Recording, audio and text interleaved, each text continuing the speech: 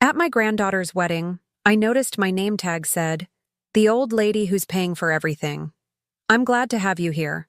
Follow my story until the end and comment the city you're watching from, so I can see how far my story has reached.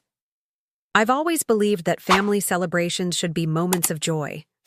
My granddaughter Jennifer's wedding was supposed to be one of those perfect days, the kind that warms your heart whenever you remember it. Instead, it became the day I discovered just how my family really saw me. The morning of the wedding, I spent extra time getting ready. At 65, I'm not vain, but I wanted to look my best. I chose a pale blue dress that Robert, my late husband, had always loved, styled my silver hair carefully, and even applied a touch of the perfume he'd given me for our last anniversary, before cancer took him 3 years ago. "You look beautiful, Alice," I told my reflection, imagining Robert saying those words. I could almost hear his voice, feel his presence beside me. The ceremony at St. Mark's Church was lovely. Jennifer looked radiant walking down the aisle, her face glowing with happiness.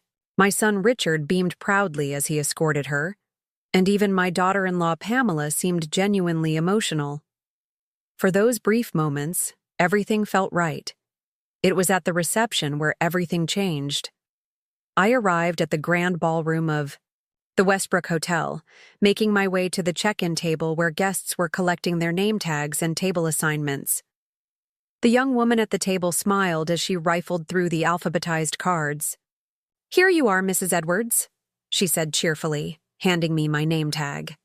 I glanced down, expecting to see Alice Edwards, grandmother of the bride. Instead, in elegant calligraphy, were the words, "The old lady who will pay for everything, my gal." Hand froze midair. Surely this was a mistake. "Is something wrong?" the young woman asked, noticing my expression. I forced a smile. "There seems to be a mix-up with my name tag." She leaned over to look. Her eyes widened. "Oh, I'm so sorry. Let me check if there's another one." "It's fine," I said quickly, not wanting to cause a scene at Jennifer's wedding. "I'll speak with my family about it." I pinned the offensive tag to my dress and made my way into the ballroom, my cheeks burning with humiliation. Had Jennifer approved? This?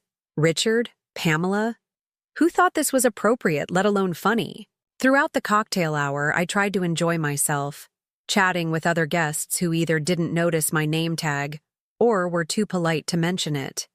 Then I overheard a conversation that made my blood run cold. "Did you see the grandmother's name tag?" someone whispered with a snicker. "Pamela said they thought it would be hilarious," another voice replied. "Apparently, she's their personal ATM." I moved away quickly, my hands shaking. Just then, Richard spotted me and waved me over to a group of well-dressed guests. "Mom!" he called, his voice carrying across the room. "Come meet the Andersons. Dad used to golf with Bill." I approached reluctantly. Bill Anderson looked vaguely familiar. One of Robert's business associates, perhaps. "Mom, this is Bill and Martha Anderson," Richard said, then added with a laugh, "Mom, our walking bank account." Martha Anderson's smile faltered as she glanced at my name tag. Bill looked uncomfortable. "Alice Edwards," I said firmly, extending my hand.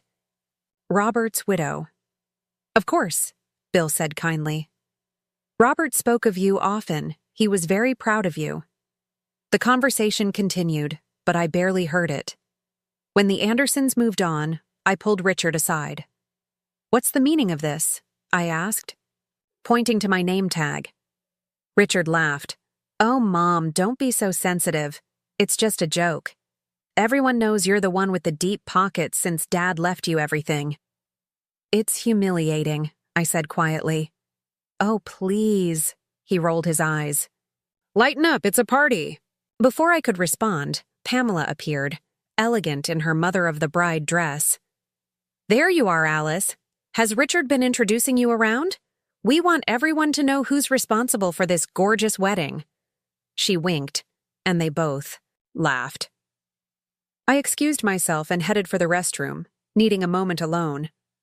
As I dabbed at my eyes with a tissue, the door opened, and an older gentleman in a well-tailored suit entered, then backed out, apologizing. "Mrs. Edwards? Alice?" he called tentatively from outside. "It's Martin Reynolds, Robert's attorney. Could I have a word?" I composed myself and stepped out. Martin had handled Robert's estate and had always been kind to me. I couldn't help but notice. He gestured vaguely toward my name tag. "And some of the comments," I sighed. "Apparently it's just a joke." Martin's expression darkened. "It's not funny." And Robert would have been furious. He hesitated, then lowered his voice. "There's something you should know. Something Robert insisted I not tell you unless it became necessary." He reached into his inner jacket pocket and withdrew an envelope. "This is a codicil to Robert's will. He added it shortly before he passed." I opened it with trembling fingers and read. The legal language was complex, but the meaning was clear. Any descendant who publicly humiliated me would be disinherited from their share of Robert's fortune, a fortune much larger than even I had realized. I looked up at Martin, stunned. Why wouldn't he tell me this? "He hoped it would never be needed," Martin said quietly. "He wanted them to treat you right because they loved you, not because they feared losing their inheritance." I glanced back toward the ballroom where my family celebrated, unaware that their behavior had just cost them millions. "What do you want to do?" Martin asked. I carefully folded the document and handed it back to him. "Nothing. Not yet. I need to see just how far they'll go." As I returned to the reception, the name tag felt heavier against my chest. But now, instead of shame, I felt something different stirring inside me. A determination to finally see my family for who they truly were. The morning after Jennifer's wedding, I sat alone at my kitchen table, still in my bathrobe, staring at the offensive name tag I'd placed in front of me. The elegant calligraphy mocked me. "The old lady who will pay for everything." I traced the letters with my fingertip, remembering how Robert would have reacted if he'd seen it. His temper was rare but formidable when someone disrespected those he loved. "They've changed," I whispered to the empty room, as if Robert could hear me. Or maybe they were always this way, and we just didn't want to see it. I got up and moved to the living room, drawn to the large family portrait above the fireplace. It was taken 5 years ago, on our 40th anniversary. Robert sat, in the center, still robust despite the early signs of the illness that would later claim him. I stood beside him, my hand on his shoulder. Richard and Pamela flanked us, and Jennifer and her brother Michael, then teenagers, stood in front. We looked happy. We looked like a family. When exactly had things changed? The question haunted me as I made my morning tea. Perhaps it had been gradual, so subtle I hadn't noticed the erosion of respect until it was too late. The first clear memory came just 6 months after Robert's funeral. Richard and Pamela had invited me to dinner, a rare occurrence even then. They'd been unusually attentive, asking about my well-being, reminiscing about Robert. Then, over dessert, they'd broached the real purpose of the evening. "Mom," Richard had said, refilling my wine glass, "Pamela and I have been thinking about remodeling our kitchen.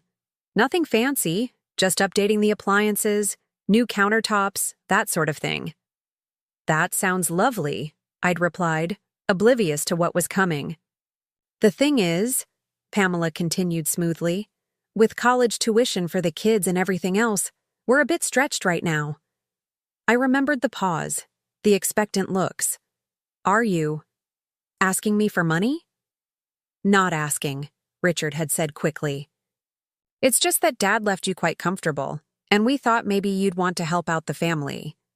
I'd written them a check for $30,000 that evening. Looking back, that had been the beginning. Small requests became larger ones. A kitchen remodel became a full home renovation. Tuition assistance became luxury cars for both Jennifer and Michael when they turned 18. family vacations that I was invited to join and expected to fund. Opened the hallway closet and pulled out a box of financial records.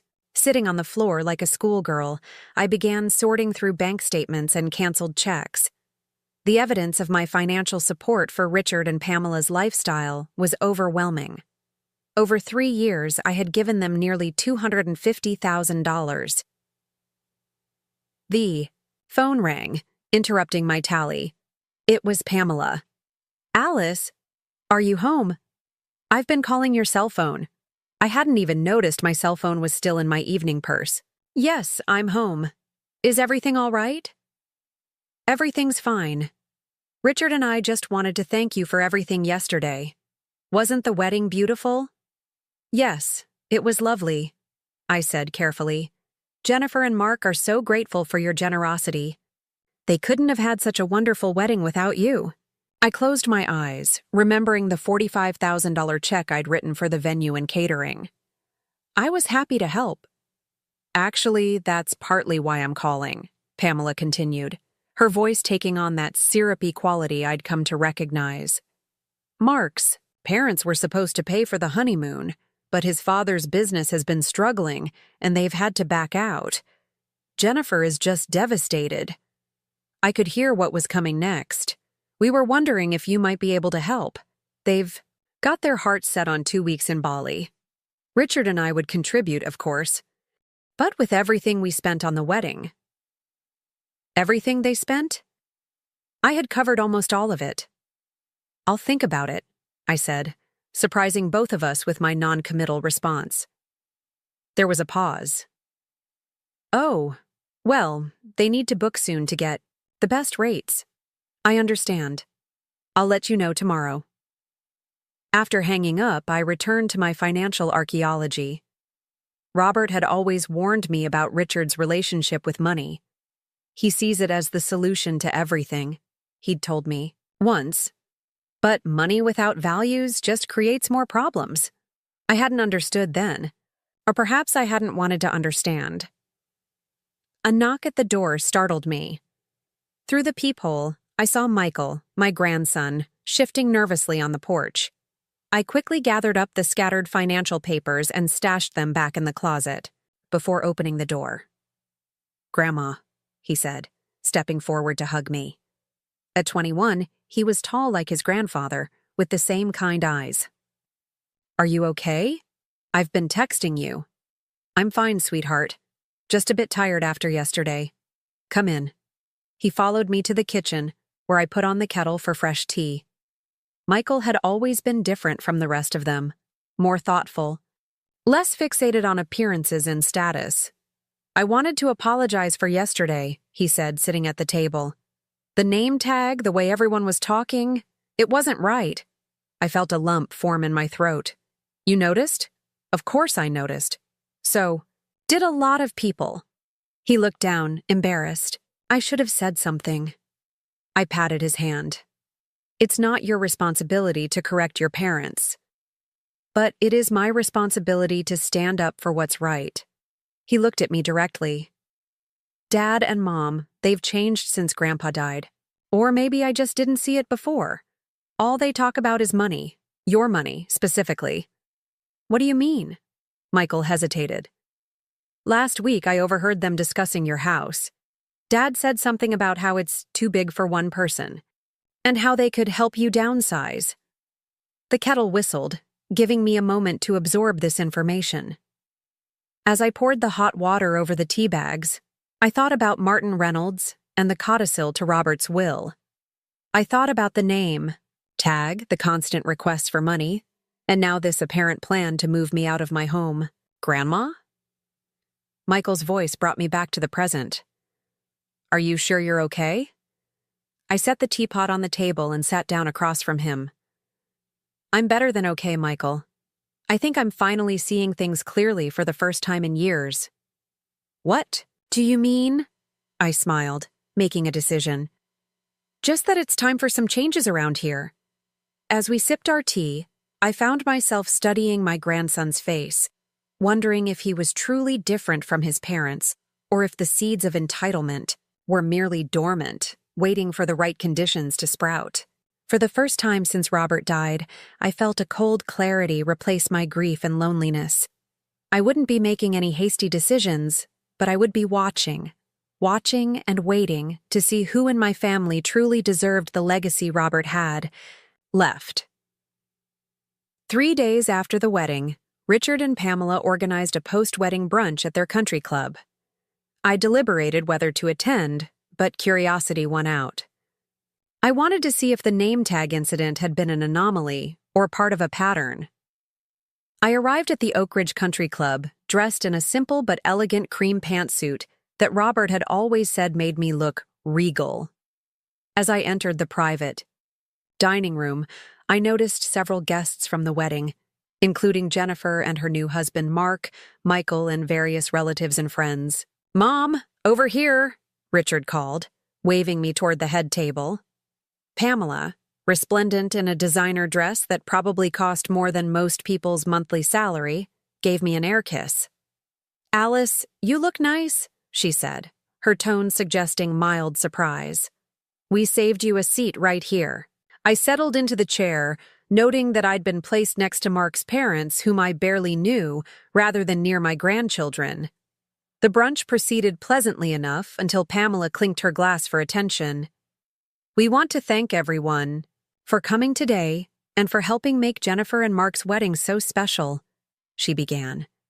"And of course, a special thank you to Grandma Alice, who has been so incredibly generous." All eyes turned to me. "In fact," Pamela continued, her smile not quite reaching her eyes, "we have an exciting announcement. Grandma will be funding Jennifer and Mark's dream honeymoon to Bali." There was a smattering of applause. I sat frozen, my coffee cup halfway to my lips. I'd made no such commitment. "Mom?" Richard prompted when I didn't immediately acknowledge the announcement. I carefully set my cup down. "This is the first I'm hearing of it," I said, keeping my voice level. An awkward silence fell over the table. Jennifer looked confused, then embarrassed. Mark stared at his plate. "Well, we discussed it yesterday," Pamela said with a brittle laugh. "Remember? You said you'd think about it." "Yes, I did say that. And I'm still thinking." Richard leaned over, speaking in a stage whisper clearly meant to be heard. "Mom, don't make a scene. We've already told them they can book the trip." I felt something inside me snap, a thread that had been stretched too far for too long. "Don't recall agreeing to pay for a honeymoon to Bali," I said, loud enough for everyone to hear. "In fact, I believe Mark's parents were originally planning to cover this expense." Mark's father shifted uncomfortably. "There were some business setbacks," he muttered. "I understand," I said kindly. "These things happen, but I think it's inappropriate to publicly volunteer someone else's money without their agreement. Don't you?" The table fell silent. Pamela's face flushed red. "Perhaps Jennifer and Mark might consider a more modest honeymoon," I suggested. "One, within their means." "Their means?" Pamela hissed. "What about your means? Everyone knows Robert left you more than comfortable." Something in her tone, the entitlement, the resentment, made my decision clear. My financial situation is not up for public discussion, I said firmly. And neither are my spending choices. Richard grabbed my arm, his fingers digging in painfully. "Mom, stop it, you're embarrassing us." I pulled my arm away. "No, Richard, you've embarrassed yourselves." I stood up, smoothing my jacket. "Jennifer, Mark, I wish you both every happiness. I'd be happy to contribute to a reasonable honeymoon, but I'll discuss that with you privately." As I turned to leave, Michael stood up as well. "I'll walk you out, Grandma." In the lobby, away from prying eyes, I finally let my composure slip. My hands trembled as I fumbled for my car keys. "Are you okay to drive?" Michael asked gently. I nodded, taking a deep breath. "I'm fine, just a bit shaken." "You should be proud of yourself. That took courage." I looked at my grandson, really looked at him. In that moment, he reminded me so much of Robert, it made my heart ache. "Would you like to come over for dinner tonight?" I asked impulsively. Michael smiled. "I'd like that." Later that evening, as we sat in my kitchen sharing a simple meal of roast chicken, I found myself confiding in Michael about his parents' behavior over the past 3 years, the constant financial demands, the gradual erosion of respect. "I'm not surprised," he said sadly. "I've watched it happening. After Grandpa died, it was like they saw you as, I don't know." "An ATM?" I supplied. He nodded. "And it's getting worse. Last week I overheard them talking about your house again." "What? Did they say?" Michael hesitated. "They were discussing how to convince you to move into Sunrise Acres." "The retirement home?" I was stunned. My house was my sanctuary, filled with memories of the life Robert and I had built together. Dad said it would be better for everyone if you downsized. He mentioned something about the real estate market being hot, and how they could help you maximize your investment. I felt sick. They weren't just after my money. They wanted my home too. "Michael, there's something I need to tell you," I said, deciding to trust him with the truth about Robert's codicil. But before I could continue, the doorbell rang. Through the window, I saw Richard's car in the driveway. "It's your father," I said. Michael's expression hardened. "You don't have to answer it," but I was done hiding. "No, I think it's time we cleared the air." I opened the door to find Richard standing there, his face flushed with anger. "What the hell was that performance at brunch?" he demanded, pushing past me into the hallway. Then he spotted Michael. "What are you doing here?" "Having dinner with Grandma?" Michael replied calmly. "Something the rest of you might try sometime without asking for money." Richard's face darkened. "Stay out of this, Michael. This is between your mother and me." "No," I said firmly. "If we're going to have this conversation, Michael stays." "I'm tired of the private manipulations, Richard. Let's put everything on the table." And in that moment, looking at my son's angry face and my grandson's protective stance, I knew we had reached the breaking point. There would be no going back. "I've had enough of your attitude, Mom," Richard said, pacing my living room like a caged animal. "First, the scene at the brunch, and now I find you've been poisoning Michael's mind against us." I sat calmly in Robert's old armchair, hands folded in my lap. Michael stood by the fireplace, arms crossed, watching his father with a mixture of disappointment and resolve. "No one is poisoning anyone's mind," I replied evenly. "We're simply acknowledging what's been happening in this family since your father died." "And what exactly is that?" Richard demanded. "You and Pamela have been treating Grandma like a bank, not a person," Michael said before I could answer. "The name tag at the wedding, volunteering her to pay for Jennifer's honeymoon without asking first, talking about selling her house behind her back." "You've been spying on us?" Richard's face flushed darker. "I've been paying attention," Michael countered. "Something you might try sometime." Richard turned to me, his expression shifting to the conciliatory tone he always used when he wanted something. "Mom, you're misunderstanding everything. We're just trying to help you manage your finances wisely. You're not getting any younger. And I'm 65, Richard, not 95, I interrupted. "My mind is perfectly sharp, and I'm more than capable of managing my own affairs. But Dad left you so much—" "Stop." I held up my hand. "Robert left me exactly what he intended to leave me. His estate is not a family piggy bank." Richard's false smile vanished. "So what are you saying? You're cutting us off because Pamela made one stupid joke with a name tag?" "I'm saying that from now on, I'll be making my own decisions about my money and my home. If Jennifer and Mark want a honeymoon in Bali, they can save for it like most young couples do. If you and Pamela want a bigger house, you can work for it."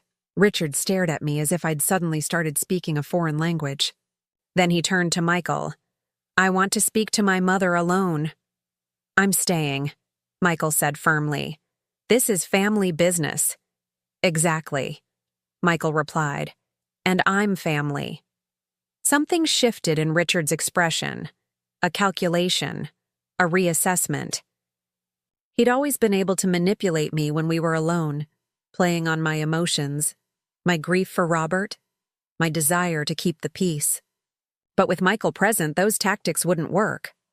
"Fine," he snapped, heading for the door. "But this isn't over, Mom. Not by a long shot." After he left, Michael let out a long breath. "I'm sorry, Grandma." "For what, sweetheart? You've done nothing wrong." "For not standing up sooner, for letting them treat you this way." I rose and hugged him tightly. "You're standing up now. That's what matters."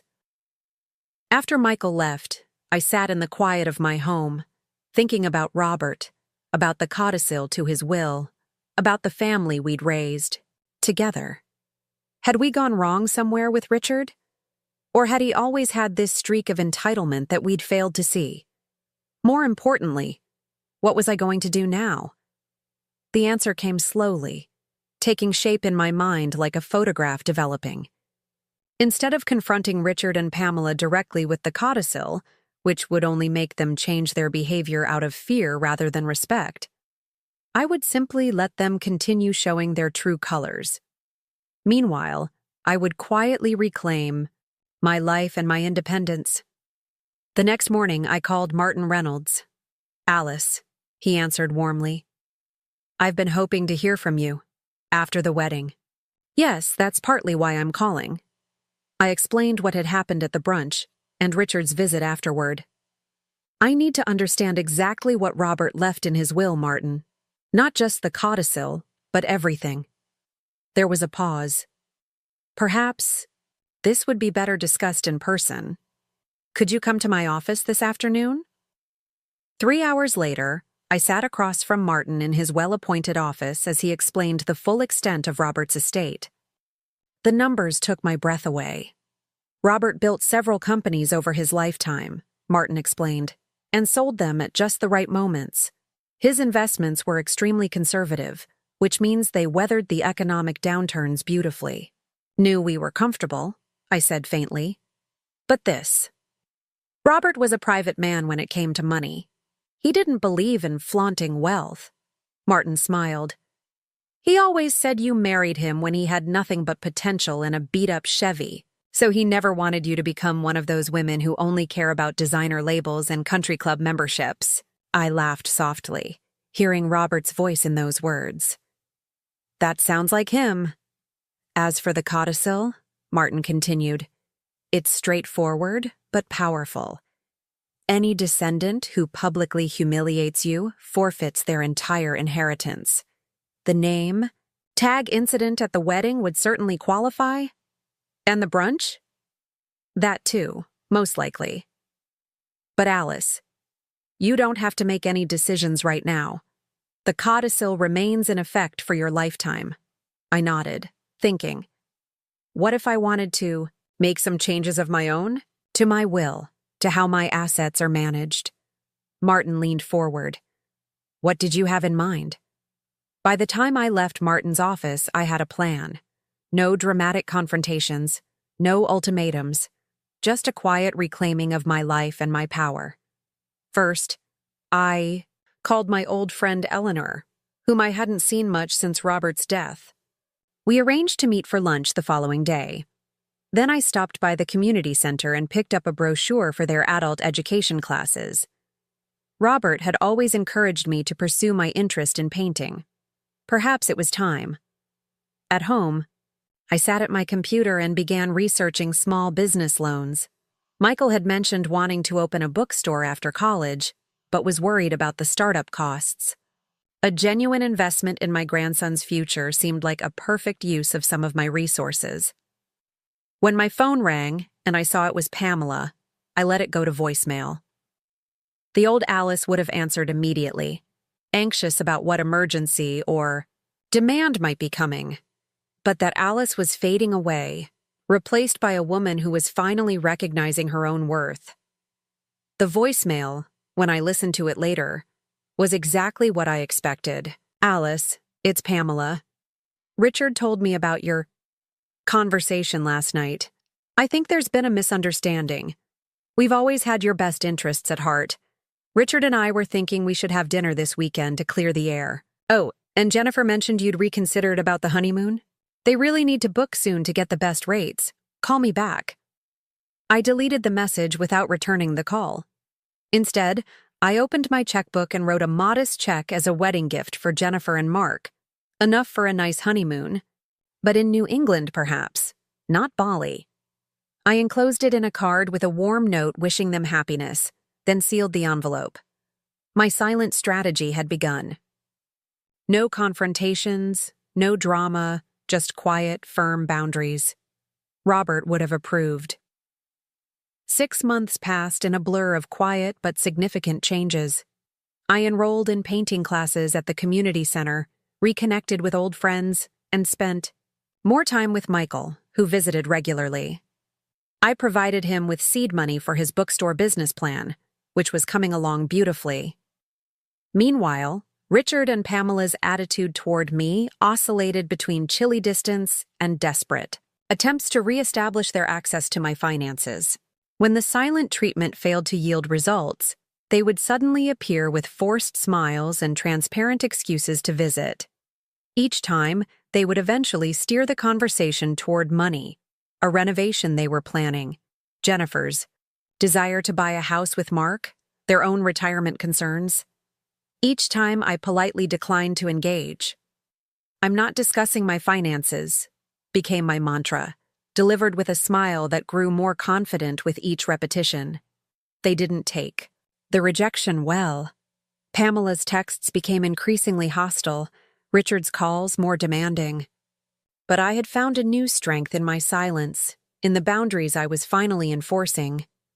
Today was my birthday, my 66th, and despite my protests, Michael had insisted on organizing a small family gathering at my home. "It's time they remember whose house this is," he'd said with a grim determination that reminded me so much of Robert. I spent the morning in my garden, deadheading roses and drawing peace from the simple task. The garden had been another casualty of the past 3 years. I'd neglected it while catering to Richard and Pamela's demands. Now it was coming back to life, much like I was. By mid-afternoon, my home was ready for guests. Michael arrived early. "To help with final preparations. Are you sure you're ready for this?" he asked, arranging cheese and crackers on a platter. "As ready as I'll ever be," I replied, smoothing my new dress, a bold red I would never have chosen before. Besides, it's just dinner. But we both knew it was more than that. This was the first time in months that the entire family would be together under my roof. Richard and Pamela, Jennifer and Mark, and even a few of Robert's old friends, including Martin Reynolds. The doorbell rang precisely at 5. Richard and Pamela stood on the porch, their smiles so artificial I could almost hear the plastic stretching. "Happy birthday, Mom," Richard said, handing me a bouquet of store-bought flowers. "Alice, you look different," Pamela added, her eyes taking in my new dress, my styled hair, the subtle makeup I'd applied with techniques learned from a class at the community center. "Thank you," I said simply, stepping back to let them enter. Jennifer and Mark arrived moments later, followed by Martin and another couple who had been close friends with Robert and me. I moved through the greetings and small talk with a composure I would have found impossible 6 months ago. As we settled in the dining room, I couldn't help but notice Richard's gaze moving around the house, assessing, calculating. Pamela's eyes kept returning to the new painting hanging on the wall, a landscape I'd created myself. "Did you redecorate, Alice?" she asked, her tone suggesting she found the changes disturbing. "Just a few updates," I replied. "I've been taking painting classes." "Painting classes?" Richard echoed, as if I'd said I was learning to fly spaceships. "Grandma's really talented," Michael said proudly.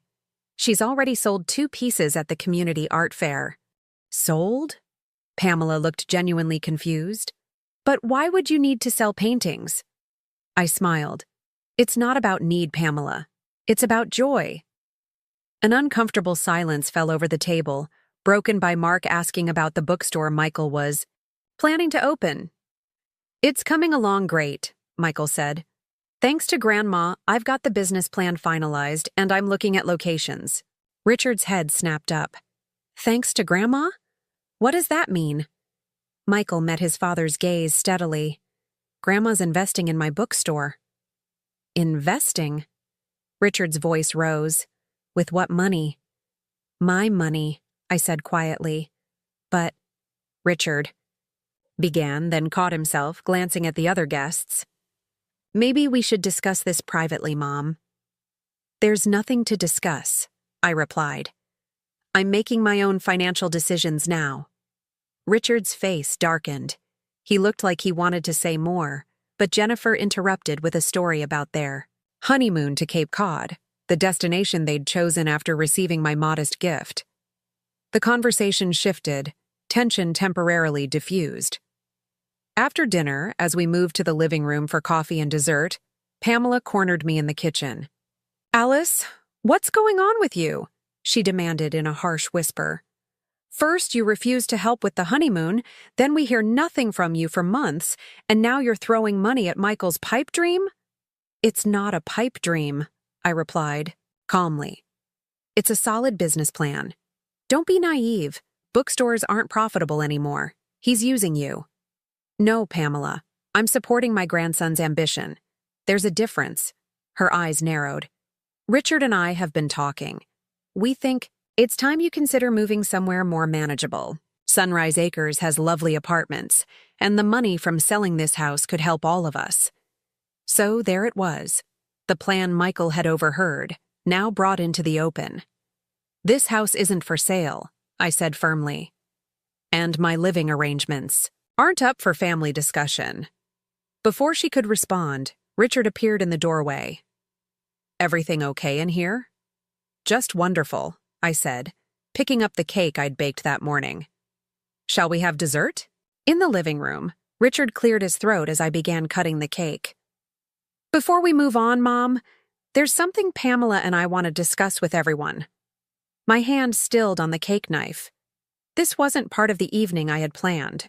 We've been concerned about Mom's decision-making lately, Richard announced to the room. She's making unwise financial choices, isolating herself, and refusing family guidance. A stunned silence fell over the room. We think it's time to consider a power of attorney arrangement, he continued. For her own protection. Martin Reynolds set down his coffee cup with deliberate care. That's a serious step, Richard. Do you have evidence of diminished capacity? She's giving away money to fund a bookstore in the digital age, Richard replied, as if that explained everything. And she's refusing to consider sensible downsizing options. I felt a strange calm settle over me. This moment had been inevitable from the day I'd started saying no. Your mother seems perfectly competent to me, Martin observed. Making decisions you disagree with is not evidence of incapacity. You don't understand, Richard insisted, his voice rising. She's always relied on Dad, and then on me, for financial guidance. Now suddenly she's making these irrational choices. Enough. I set down the cake knife. I am not irrational, incapacitated, or in need of your guidance, Richard. Mom, be reasonable. I've been reasonable for 3 years, I interrupted. I've paid for renovations, vacations, cars, and a wedding. I've allowed you to treat me like a walking checkbook rather than your mother, but that stops now. Richard's face flushed dark red. Is this what you want? He demanded, gesturing around the table. To humiliate us in front of everyone? To make us look like villains? No, Richard, I said quietly. You've managed that all. On your own. You selfish old woman, he hissed, standing up so abruptly his chair nearly toppled. After everything we've done for you. Richard! Pamela tugged at his arm, suddenly aware of how this looked to the others. But Richard was beyond caring. You think you can just cut us off? Dad would be ashamed of you. It was at that precise moment that Martin Reynolds cleared his throat and spoke the words that would change everything. "Actually, Richard," he said, "your father anticipated this exact situation." The silence that followed Martin's words was absolute. Richard stood frozen, his mouth slightly open, as Martin reached into his jacket and removed a familiar envelope. "Robert added a codicil to his will shortly before he passed," Martin explained to the stunned room. He was concerned about how Alice might be treated after he was gone. "What kind of codicil?" Pamela demanded, finding her voice first. Martin looked to me, silently asking permission. I nodded. "The codicil states that any descendant who publicly humiliates Alice forfeits their entire inheritance," Martin said, his voice steady. "This includes treating her with disrespect, attempting to control her finances against her wishes, or trying to force her from her home." "That's ridiculous," Richard sputtered. "Dad would never—" "He did," Martin interrupted. "And as executor of his estate, I've been documenting the incidents over the past several months." He turned to me. "Alice, I have to ask, do you want to enforce the codicil?" All eyes turned to me.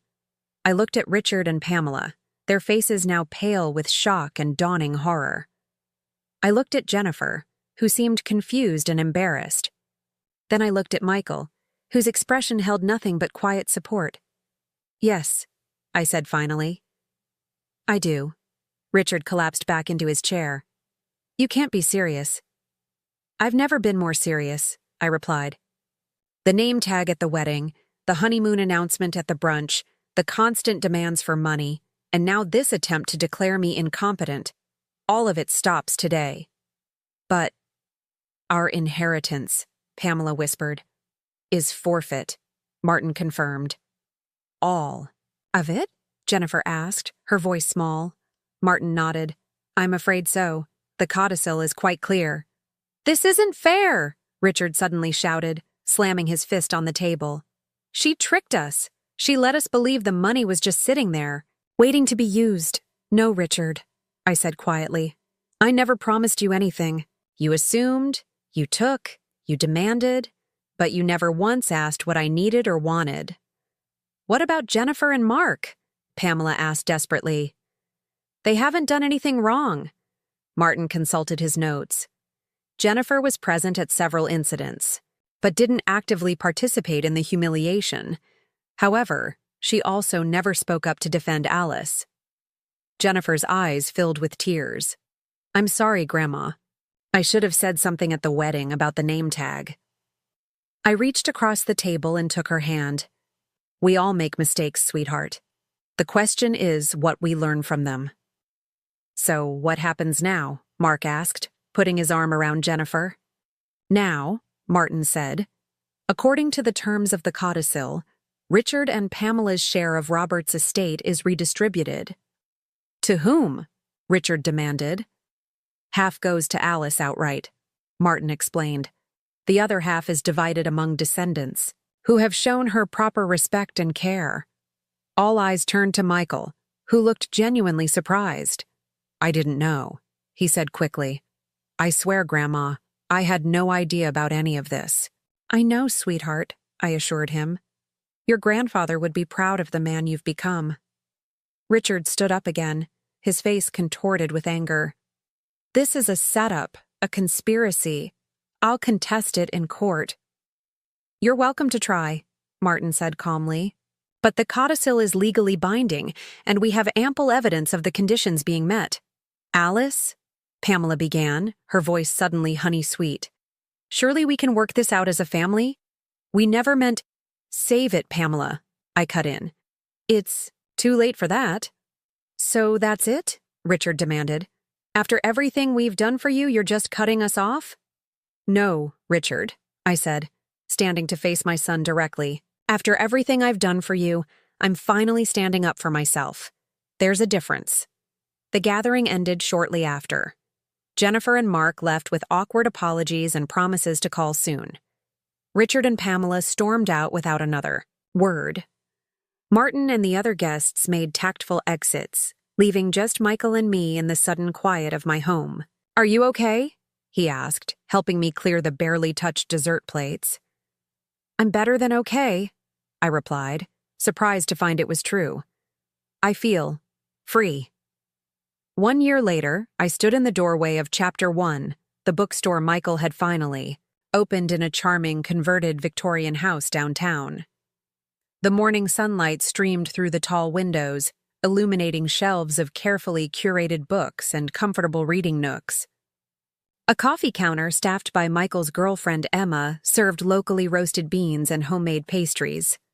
In the children's section, a mural I had painted covered one wall, a whimsical forest scene with hidden animals and fairy houses for young readers to discover. Twice a week, I led story time for neighborhood children, something I'd never imagined myself doing before. The small apartment upstairs had been renovated as well. Not for me. I still loved my home with its memories of Robert, but for a young writer-in-residence program Michael had established with part of his inheritance. The bell over the door jingled, and Jennifer stepped in, pushing a stroller with her 3-month-old daughter Roberta, named after her grandfather. "Grandma." Jennifer called, spotting me. "I didn't know you'd be here today." "Just dropping off some new bookmarks I painted," I said, bending to admire baby Roberta. "Hello, little one." Over the past year, Jennifer and I had slowly rebuilt our relationship. After the initial shock of the inheritance revelation, she had made genuine efforts to connect with me independently of her parents. Mark had proven to be a steadying influence, encouraging her to form her own opinions rather than echoing her mother's. Richard and Pamela were a different story. After several failed attempts to contest the codicil, they had moved to Florida, where Richard had taken a job with a former business associate. Our communication was limited to terse Christmas cards and occasional updates through Jennifer. "Have you heard from your parents lately?" I asked as Jennifer settled at a small table with the baby. "Mom called last week," she said with a sigh. "Same conversation as always. Complaints about Dad's job, the house they had to settle for, how unfair everything is." "I'm sorry." "Don't be," Jennifer said firmly. "They made their choices. I've made mine." Emma brought over coffee and fresh scones, cooing over the baby before returning to the counter. Michael emerged from the back room with a stack of new arrivals, his face lighting up when he saw us. "Perfect timing," he said, joining us at the table. "I wanted to run something by you both." He explained his idea for expanding the store's community, programs including literacy tutoring for adults and writing workshops for teens. "It would mean reinvesting some of the profits," he added. "But I think it's worth it." "I think it's wonderful," I said, feeling a surge of pride. As they discussed the details, I gazed around the sunlit bookstore, this beautiful space that represented not just Michael's dream, but a new chapter for all of us. In the year since the revelation, I had discovered parts of myself that had been dormant for too long. I'd made new friends, developed my painting, even started traveling. Simple weekend trips at first, then 2 weeks in Italy with a senior tour group where I'd met Claude, a widower from Boston with kind eyes and a dry wit who called me every Sunday now. Robert would have approved, I thought. Not just of the bookstore or my newfound independence, but of the boundaries I'd finally established. He had tried to protect me with his codicil, but in the end, I had learned to protect myself. Jennifer's baby let out a happy gurgle, drawing me back to the present. This was my family now. Not perfect, not complete, but real. We were building something new from the ruins of what had been lost, and it was, in its own way, beautiful. "What do you think, Grandma?" Michael asked, pulling me into the conversation. I smiled at my grandson and granddaughter, at the baby who represented our future, at the bookstore that had grown from trust and respect rather than obligation and greed, I think, I said, that this is exactly where we're supposed to be.